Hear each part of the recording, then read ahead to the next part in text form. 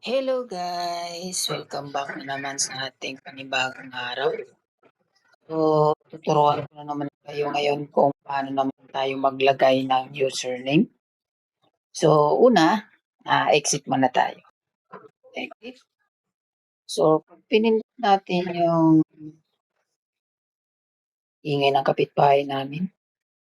So, pag pinindot natin yung enter, so yun, ah, lumalabas yung laboratory switch. Then, pagka nag-enable tayo, lalabas na naman yung password.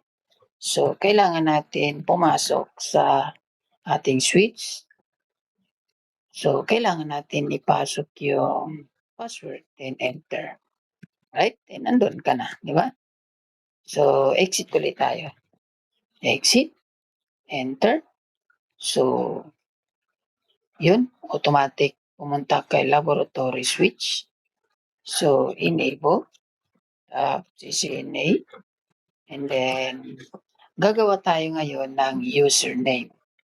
Right? So, paano naman gagawa ng username? So, siyempre punta ka muna sa global config, and then ilagay mo user, tapos yun, nagpindot ako ng tab. So, yun, may username. So, depende sa'yo kung ano ang gusto mong username. Pero ako kasi, nilalagay ko na lang yung pangalan ko sa pagmang totoo. Kasi pag iba-iba, hindi ko kasi sinisig, malilito ako sa pagpinasok ko ulit. So, ito yung aking real name. Ako kasi yung dating presidente ng Indonesia na na-kick out.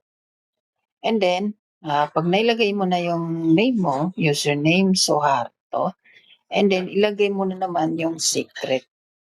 So, kailangan mo ilagay yung secret ulit.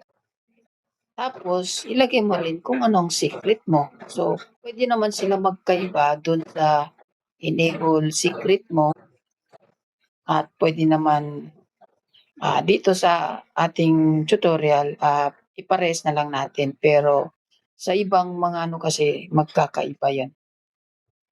Pero depende yon, depende kung sino ang masusunod sa kanila. So, ang gagawin natin, yun pa rin. So, ang password na secret natin is top CCNA, and then username natin is Soharto. So, yan yan. Ganyan lang gumawa ng username. And then, pag in-enter natin yan, enter. Then, exit tayo. Exit.